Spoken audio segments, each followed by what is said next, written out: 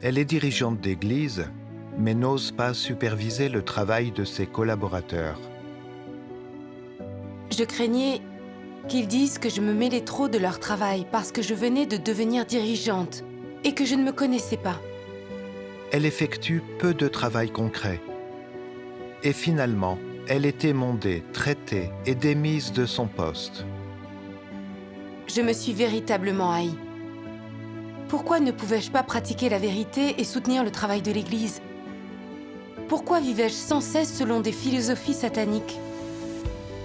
Grâce au jugement et à la révélation de la parole de Dieu, elle découvre l'absurdité de ses idées. En pratiquant la vérité et en agissant selon les principes, que gagne-t-elle?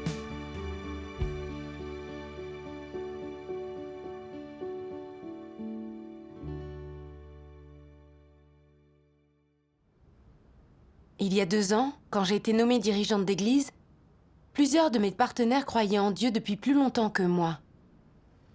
Pensant qu'ils comprenaient mieux la vérité et avaient plus d'expérience du travail que moi, je n'osais pas poser trop de questions sur certains travaux de l'église. Je craignais qu'ils disent que, fraîchement nommée, je m'immisçais dans le travail et que je me mêlais de tout alors que je n'y connaissais rien. Sur certaines questions de principe, je n'osais pas défendre mes idées et mes opinions. J'avais peur qu'on me trouve trop arrogante et sans connaissance de moi-même, si bien que je me retenais toujours dans mon devoir. Quand on pense ainsi, on a vite fait de se sentir contraint. Oui. À ce moment-là, j'ai vu que certains travaux d'église progressaient trop lentement, que les devoirs étaient faits sans maîtrise des principes, et que les progrès étaient retardés à cause de blocages sur des choses insignifiantes. Abigail supervisait le travail depuis près de 2 ans, mais elle ne savait toujours pas comment résoudre des problèmes pratiques. Elle n'était pas apte à diriger. Abigail étant sous la responsabilité de Cindy, j'ai signalé le problème à Cindy et je lui ai suggéré de renvoyer Abigail. Mais elle m'a répondu qu'Abigail pouvait tout de même faire certains travaux et que n'ayant personne pour la remplacer, elle désirait la garder pour l'instant. En l'entendant dire ça, j'ai désapprouvé intérieurement. Abigail est la dirigeante depuis près de 2 ans, mais elle n'a pas résolu des problèmes élémentaires et a ainsi retardé des travaux. Comment peux-tu permettre qu'elle reste? Puisque nous savons qu'elle est inapte pour ce poste, nous devrions cesser de l'y utiliser et plutôt cultiver quelqu'un ayant un bon calibre pour ce poste. Oui. Voilà ce qui est conforme au principe. Oui. J'avais envie de dire à Cindy qu'on devait agir conformément aux principes. Mais j'ai alors pensé... Elle m'a dit qu'elle ne pouvait pas trouver de remplaçante pour l'instant. Si j'insiste pour qu'elle transfère Abigail, ne va-t-elle pas avoir l'impression que je vais trop loin et que je m'immisce dans son travail? Je viens de commencer dans l'église, donc si je donne à Cindy cette impression, comment pourrons-nous être partenaires? Oublions ça. Je ferais mieux de laisser tomber. Puis, j'ai vu que Dana, qui supervisait le travail vidéo, ne faisait pas de travail concret. Depuis 3 mois, le projet qu'elle gérait n'avait débouché sur aucune vidéo acceptable. Elle ignorait l'état des membres de son groupe et les problèmes et difficultés qu'ils rencontraient dans la production vidéo. Et ils devaient souvent passer du temps à refaire leurs vidéos, ce qui retardait la progression. J'ai discuté avec mes collaborateurs de la façon dont traiter ce problème. Ils pensaient tous que Dana avait une humanité convenable, qu'elle connaissait bien le métier puisqu'elle s'occupait du travail vidéo depuis un certain temps, et que n'ayant personne pour la remplacer, elle pouvait rester en charge. Je n'ai pas été d'accord, et en moi j'ai pensé « Tu ne peux pas la garder que parce qu'elle a une bonne humanité et qu'elle connaît bien le métier. Ce qui compte, c'est qu'elle fasse du travail concret et résolve des problèmes pratiques. » Dana ne peut pas du tout résoudre les problèmes dans le travail vidéo. Il n'est pas approprié de la maintenir à ce poste, il faut la remplacer. Mais est-ce que tu l'as dit à tes collaborateurs? Non. J'avais un souci. La principale responsabilité de Jackie est le travail vidéo. Et ils trouvent tous que Dena est apte. Donc si je ne suis pas d'accord, ne penseront-ils pas que je prends trop le contrôle? Avant, je voulais transférer Abigail. Et maintenant, je veux renvoyer Dena. Mes collaborateurs pourraient me trouver trop arrogante. Dire que je veux remplacer les gens sans leur laisser la moindre chance de se repentir. Et que je suis impitoyable. Donc, quand les mots allaient sortir de ma bouche, je les ravalais. Renvoyer les mauvais superviseurs, c'est la principale responsabilité des dirigeants. L'irresponsabilité dans ce domaine est un grave manquement au devoir. C'est vrai. Mais à l'époque, ce qui comptait le plus pour moi, c'était de préserver mes relations avec les autres. Au bout de plus d'1 mois, Abigail et Dena ont toutes deux été renvoyées pour absence de travail concret. Au même moment, mes dirigeants ont trouvé que j'étais irresponsable, car je ne remplaçais pas à temps les dirigeants, ce qui retardait le travail de l'Église. Ils m'ont traité durement pour manque de travail concret, disant que je vivais selon la philosophie satanique d'une béni oui-oui, que je ne pratiquais pas la vérité et ne soutenais pas l'Église, que je n'étais pas apte à diriger, et j'ai été renvoyée. Les mondages et le traitement de mes dirigeants m'ont fait l'effet d'un coup de massue. Je n'avais pas compris que mon problème était grave au point de mériter le renvoi. Ça m'a rendue vraiment très triste. J'ai eu la sensation que je ne laissais derrière moi que des regrets et une dette envers Dieu. Je me suis véritablement haïe. Pourquoi ne pouvais-je pas pratiquer la vérité et soutenir le travail de l'Église? Pourquoi vivais-je sans cesse selon des philosophies sataniques? J'ai prié Dieu pour qu'il me guide dans la compréhension de mes problèmes. Au cours de mes dévotions, j'ai lu ces paroles de Dieu. Quel tempérament consiste à être irresponsable et négligent dans son devoir, agir comme un béni oui-oui sans défendre les intérêts de la maison de Dieu? C'est sournois, c'est le tempérament de Satan. Ce qu'il y a de plus frappant dans les philosophies de vie des hommes, c'est la ruse. Les gens pensent que, sans ruse, ils risquent d'offenser les autres et seront incapables de se protéger. Ils croient qu'ils doivent être assez rusés pour ne blesser ou n'offenser personne, et qu'ainsi ils se protègent leurs moyens de subsistance et prennent pied solidement au milieu des masses. Tous les incroyants vivent selon la philosophie de Satan. Ils sont tous des bénis oui-oui et n'offensent personne. Tu es venu à la maison de Dieu, as lu la parole de Dieu et écouté les sermons de la maison de Dieu. Alors pourquoi es-tu toujours un béni oui-oui? Les bénis oui-oui ne protègent que leurs intérêts et non pas ceux de l'Église. Quand ils voient que quelqu'un fait le mal et nuit aux intérêts de l'Église, ils l'ignorent. Ils aiment être des bénis oui-oui et ainsi n'offensent personne. C'est totalement irresponsable. Et ce genre de personne est trop rusé et indigne de confiance. Pour protéger leur propre vanité et leur réputation, et pour préserver leur renommée et leur statut, certains aident volontiers les autres et font volontiers des sacrifices pour leurs amis, quoi qu'il leur en coûte. Mais quand il leur faut protéger les intérêts de la maison de Dieu, la vérité et la justice, ils n'ont plus de si bonnes intentions, qui ont complètement disparu. Quand ils doivent mettre en pratique la vérité, ils ne le font pas. Que se passe-t-il donc? Pour préserver leur propre dignité et leur réputation, ils payent n'importe quel prix et endurent n'importe quelle souffrance. Mais quand il est alors question de faire un réel travail, de protéger les choses positives, de protéger les élus de Dieu et de pourvoir à leurs besoins, pourquoi n'ont-ils plus la force de payer n'importe quel prix et d'endurer n'importe quelle souffrance? C'est vraiment inconcevable. En réalité, ils ont un type de tempérament qui est écœuré par la vérité. Pourquoi dit-on qu'ils sont écœurés de la vérité? Parce qu'ils s'enfuient et parce qu'ils se cachent et ne font pas ce qui convient.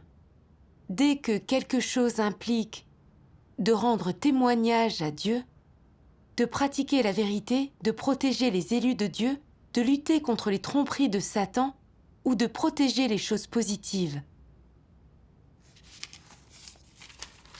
Lorsque vous voyez un problème et que vous ne l'éliminez pas, n'échangez pas à ce sujet ni n'essayez de le limiter, et qu'en outre, vous ne le signalez pas à vos supérieurs et jouez un rôle de gentil, n'est-ce pas un signe de déloyauté? Ceux qui sont gentils sont-ils fidèles à Dieu? Pas même un peu. Ils ne sont pas que déloyaux envers Dieu, ils agissent en tant que complices, serviteurs et disciples de Satan. Ils sont infidèles à leurs devoirs et aussi infidèles à leurs responsabilités. Mais ils sont loyaux envers Satan. C'est bien là que réside le fond du problème. Amen. Amen. Cette parole de Dieu révèle clairement qu'on ne soutient pas le travail de l'Église en étant une personne complaisante. En En effet. effet. La parole de Dieu révèle que les gens rusés font tout leur possible pour protéger leurs intérêts. Afin de préserver leur réputation, ils pratiquent des philosophies mondaines et n'offensent personne. S'ils doivent pratiquer la vérité pour sauvegarder le travail de l'Église, ils se mettent à reculer. Oui. J'étais moi aussi une personne rusée. Devenue dirigeante, voyant des collaborateurs qui étaient plus anciens que moi dans l'Église et avec plus d'expérience, j'avais pensé que je devais me connaître moi-même. Si je n'étais pas responsable d'un travail, je ne m'en souciais pas, pour ne pas qu'on pense que j'étais une fouineuse et faire mauvaise impression. Pour avoir de bonnes relations avec mes collaborateurs et conserver parmi eux une position solide, j'étais devenue malhonnête et j'agissais tout comme une bénie oui-oui. Quand j'ai vu qu'il y avait dans l'Église de faux dirigeants, je ne les ai pas congédiés. Même dans le cadre de mes responsabilités, je n'osais pas trop poser de questions. Je craignais qu'on dise que je me mêlais de ce qui n'était pas mon domaine. J'adhérais à « ne dites pas tout, vous contenterez vos amis ». Face au problème, mieux vaut se taire. Le silence est d'or, qui parle trop erre trop.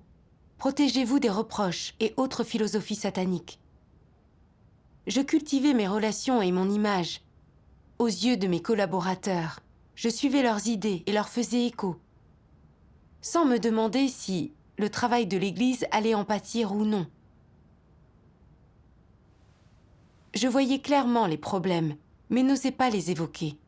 Je savais que je devais pratiquer la vérité, mais je me protégeais et suivais la foule. J'étais rusée, malhonnête et dégoûtée de la vérité. Je trouvais intelligent de garder le silence sur les défauts des autres. Ainsi, je pouvais entretenir de bonnes relations avec eux et gagner une position solide. Je ne m'étais pas attendue à être révélée et renvoyée aussi rapidement. La vérité règne dans la maison de Dieu. Si on vit selon des philosophies sataniques, on ne peut y avoir sa place. Exact. Je voyais des dirigeantes qui ne convenaient pas, mais je n'osais pas suivre les principes et les renvoyer. Je les laissais retarder et compromettre le travail dans l'Église. Je protégeais de fausses dirigeantes. Et j'agissais telle une complice de Satan, faisant le mal et résistant à Dieu. En y pensant, j'ai éprouvé beaucoup de remords. Si j'avais adhéré aux principes et renvoyé plus tôt ces deux dirigeantes, le travail de l'Église n'aurait pas autant été retardé. Puis j'ai réfléchi sur moi-même. Pourquoi avais-je toujours le sentiment qu'en exprimant mes opinions ou en travaillant plus, je m'impliquerais trop? En lisant la parole de Dieu sur ce qu'est le devoir, je me suis rendu compte que ce point de vue était totalement absurde. Les paroles de Dieu disent: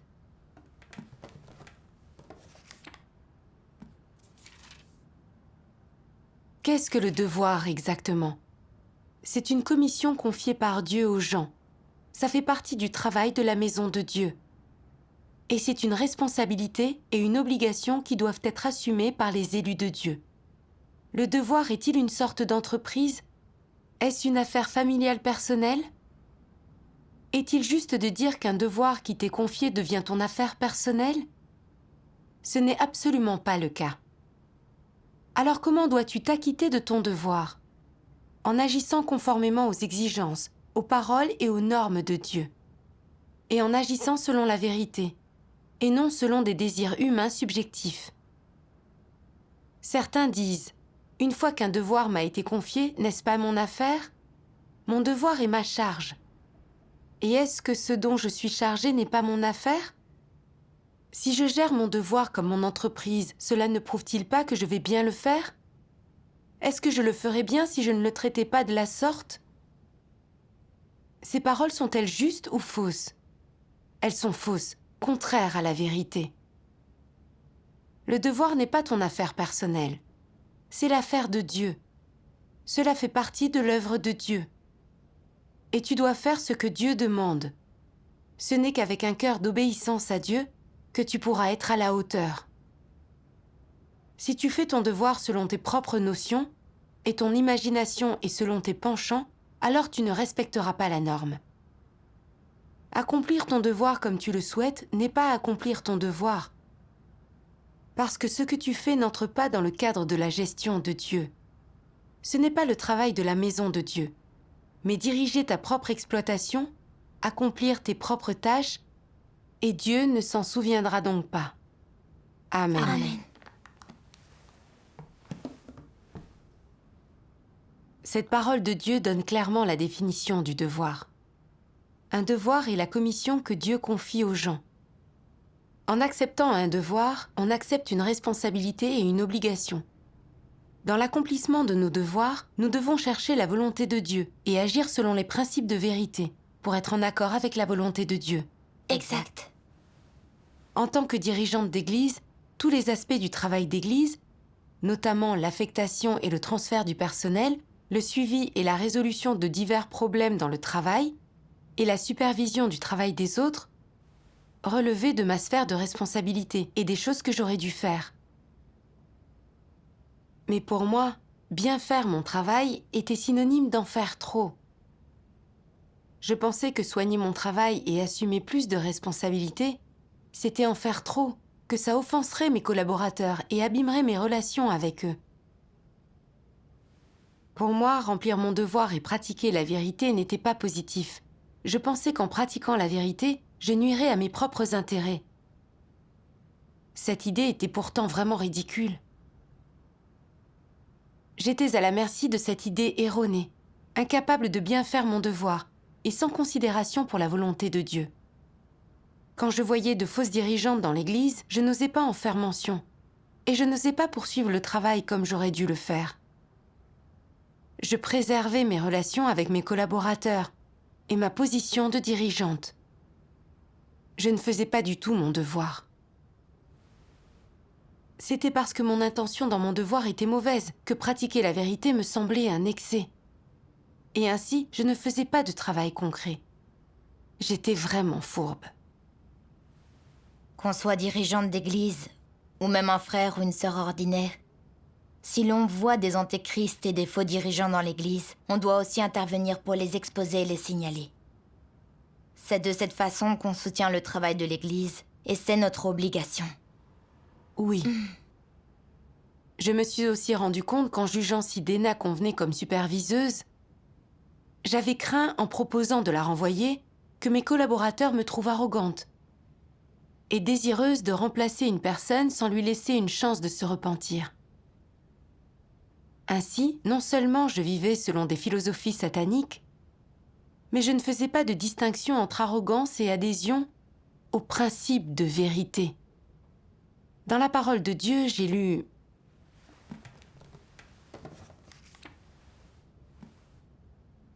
Si toutes les fois que tu as une idée ou bien une opinion, tu affirmes aveuglément qu'elle est correcte et que c'est ce qui doit être fait, tu es arrogant et suffisant. Si tu as une idée ou une opinion qui te semble correcte, mais que tu ne possèdes pas une confiance totale en toi-même, et que tu peux t'en assurer en cherchant et en échangeant, alors ce n'est pas de la suffisance. Obtenir le consentement et l'approbation de chacun avant d'y donner suite est la manière rationnelle d'agir. Si tu es sûr que quelque chose que tu as découvert est un problème, et qu'en parler serait bénéfique pour le travail, mais que tu n'oses pas adhérer au principe, quel problème est en jeu? Si tu as compris que quelque chose posait problème, pourquoi aurais-tu peur d'adhérer au principe? C'est une question on ne peut plus sérieuse. Il s'agit de savoir si tu aimes la vérité et si tu as le sens de la droiture. Tu dois oser exprimer ton opinion, même si tu ne sais pas si elle est correcte. Si tu as une opinion ou des idées concernant le travail, tu te dois de les dire et laisser les autres les évaluer. Tu y trouveras des avantages et cela contribuera à résoudre le problème. Si tu te dis « je ne m'implique pas », si ce que je dis est juste, on ne m'en attribuera pas le mérite et si c'est faux, je serai traité. Ça n'en vaut pas la peine. N'est-ce pas égoïste et indigne de ta part ? Les hommes se soucient de leurs intérêts et ne pratiquent pas la vérité. C'est pour eux la chose la plus difficile. N'avez-vous pas tous en vous un grand nombre de ces philosophies de vie et de combines ? Il y a des philosophies de Satan en chacun de vous. Et elles vous ont depuis déjà longtemps envahi. Ainsi, les gens écoutent des sermons pendant des années sans connaître la vérité. Et leur entrée dans la réalité de la vérité est lente, et leur stature demeure petite. La raison de tout cela est que de telles choses, si corrompues, les gênent et les dérangent. Avec quoi les hommes vivent-ils lorsqu'ils ont besoin de pratiquer la vérité ? Ils vivent avec ces tempéraments corrompus, avec des notions de l'imagination et des philosophies de vie, ainsi qu'avec des dons. Vivant de ces choses, il est très difficile pour les hommes de venir devant Dieu, car leur charge est trop grande et leur joug trop lourd. La vie des hommes avec ces choses-là est très éloignée de la vérité. Ces choses t'empêchent de comprendre la vérité et de pratiquer la vérité. Si tu ne comprends pas la vérité, ta foi en Dieu ne grandira certainement pas. Et bien sûr, encore moins ta connaissance de Dieu. C'est là une chose bien lamentable et vraiment effrayante. Amen. Amen.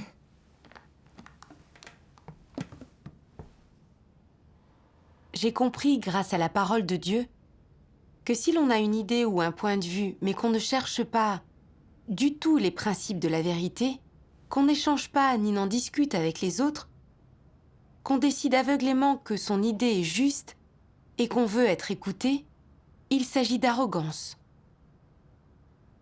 Si tes opinions sont fausses, absurdes et non conformes aux principes de la vérité, mais que tu penses toujours avoir raison et n'écoutes pas les opinions des autres, c'est aussi de l'arrogance.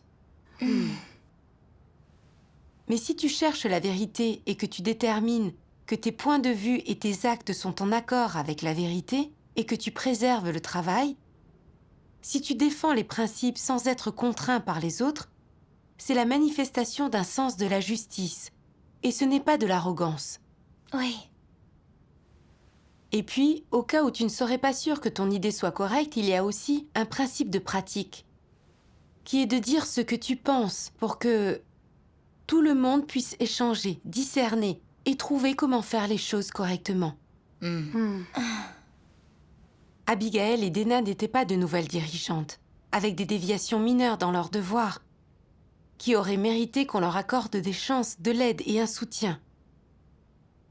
Elles étaient dirigeantes depuis longtemps, mais elles étaient de faible calibre, ne faisaient pas de travail concret, et ne pouvaient résoudre aucun des problèmes dans leur travail. De telles personnes sont de fausses dirigeantes. Identifier les faux dirigeants et les remplacer à temps, c'est soutenir le travail et agir selon les principes. Ce n'est pas de l'arrogance, ni leur refuser impitoyablement une chance. En effet. J'avais bien vu que ces dirigeantes posaient des problèmes. Mais par crainte qu'on me trouve arrogante, je n'avais pas osé défendre mes idées. Je vivais selon des philosophies sataniques et ne pratiquais pas la vérité. J'observais impuissante alors que le travail prenait du retard. J'avais le titre de dirigeante, mais je ne faisais pas de travail réel. J'étais une authentique fausse dirigeante. Dieu détestait vraiment la façon dont j'avais agi. Mon renvoi, c'était la justice de Dieu, et c'était aussi son salut pour moi. J'ai été très reconnaissante envers Dieu, et j'ai beaucoup regretté mes actes. J'ai alors prié Dieu. Ô Dieu, j'ai vécu selon des philosophies sataniques. j'ai trahi la vérité et je n'ai pas été à la hauteur de ta volonté. Je désire me repentir. Guide-moi dans la pratique de la vérité et la protection du travail de l'Église. Amen. Amen. Contre toute attente, mon attitude ayant changé, j'ai à nouveau été choisie comme dirigeante et encouragée à bien faire mon devoir. J'ai été reconnaissante envers Dieu de m'avoir donné une nouvelle chance. Dieu soit loué. Plus tard, j'ai cherché un chemin de pratique pour gérer mes problèmes et j'ai lu ces paroles de Dieu.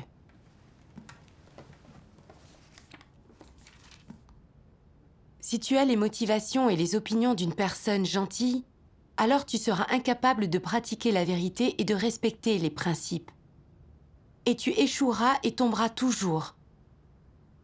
Si tu ne t'éveilles pas et que tu ne cherches jamais la vérité, alors tu es un non-croyant et tu n'obtiendras jamais la vérité et la vie. Que devrais-tu faire alors?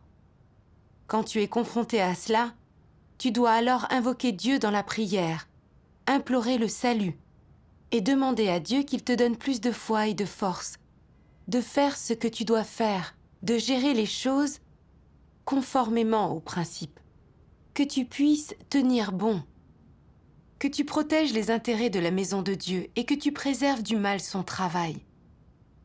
Si tu es capable de renoncer à tes intérêts personnels, à ta réputation et au point de vue d'une personne gentille, et si tu fais ce que tu dois faire avec un cœur honnête et sans partage, alors tu auras vaincu Satan et gagné cet aspect de la vérité. Si tu vis toujours selon la philosophie de Satan, que tu préserves tes relations avec les autres, que tu ne pratiques jamais la vérité et que tu ne respectes pas les principes, seras-tu capable de pratiquer la vérité dans d'autres domaines? Tu n'auras aucune foi, aucune force. Si tu n'es jamais capable de rechercher ni d'accepter la vérité, une telle foi te permettra-t-elle d'obtenir la vérité? Non. Et si tu ne peux pas obtenir la vérité, peux-tu être sauvé? Non, tu ne le peux pas. Si tu vis toujours selon la philosophie de Satan, dépourvu de la réalité de la vérité, alors tu ne pourras jamais être sauvé. Il devrait être clair pour toi que l'obtention de la vérité est une condition nécessaire pour le salut. Comment alors peux-tu obtenir la vérité? Si tu es capable de pratiquer la vérité, si tu peux vivre selon celle-ci, et que la vérité devient la base de ta vie, alors tu obtiendras la vérité et tu auras la vie. Et tu seras de ceux qui seront sauvés. Amen. Amen. La parole de Dieu m'a fait comprendre qu'être une personne complaisante, préserver mes relations et ne pas défendre les principes et le travail de l'Église, c'était en fait protéger mes intérêts personnels aux dépens des intérêts de l'Église. C'était une trahison à l'égard de Dieu. Si je ne me repentais pas et ne cherchais pas la vérité, je serais à coup sûr rejetée et chassée par Dieu. Oui. Au même moment, j'ai aussi trouvé un chemin de pratique. Quand il arrive quelque chose et que nous voulons protéger nos intérêts, nous devons prier Dieu et nous fier à lui. Lui demander de nous donner la force, renoncer à la chair, défendre les principes de vérité et les intérêts de l'Église. Amen. Amen. En pratiquant de cette façon avec l'éclairage du Saint-Esprit, nous comprenons davantage la vérité. Notre détermination à pratiquer la vérité grandit. Et nos tempéraments corrompus ne peuvent pas nous lier, si bien que nous pouvons vivre un peu plus libres. Oui. J'ai décidé que, dans mon devoir à présent, je ne préserverai plus mes relations avec les autres. Et tel un principe, je dois pratiquer la vérité pour préserver le travail de l'Église. Amen. Au bout de quelque temps, j'ai trouvé que les résultats de l'abreuvement que Roberta supervisait étaient mauvais et que les nouveaux ne participaient que très peu aux réunions. J'ai appris que Roberta ne faisait pas de travail concret. Elle ne résolvait que très rarement les difficultés des nouveaux arrivants. Et il était rare qu'elle suive le travail du personnel d'abreuvement.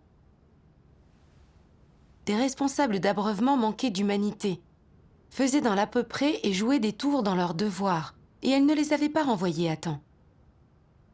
Je savais très bien que Roberta ne pouvait plus être superviseuse. Mais j'ai alors pensé, Roberta et moi avons toujours été partenaires.